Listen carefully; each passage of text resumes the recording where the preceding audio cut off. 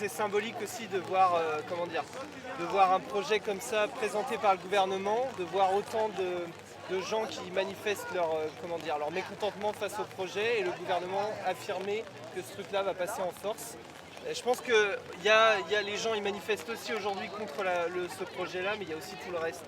Il y a une symbolique contre le gouvernement Macron, je pense. Et moi, je fais 2 semaines de 31 heures et une semaine de 43 heures. Je vois pas comment je pourrais tenir ce roulement de 3 semaines jusqu'à 64 ans.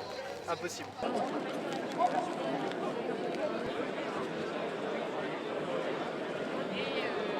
Je pense qu'arrivé à un certain moment, il faut savoir laisser la place aux jeunes et surtout se dire qu'on est usé. Même si on paraît jeune physiquement, on est quand même usé au niveau de notre corps.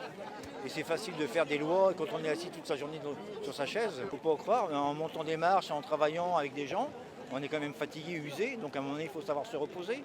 On a beau nous dire que l'espérance de vie est retardée maintenant, mais à 80 ans, comment qu'on est, on a le corps de nos 80 ans, on est usé ou alors on est mourant. Donc c'est vrai que ça fait des économies sur le dos des travailleurs.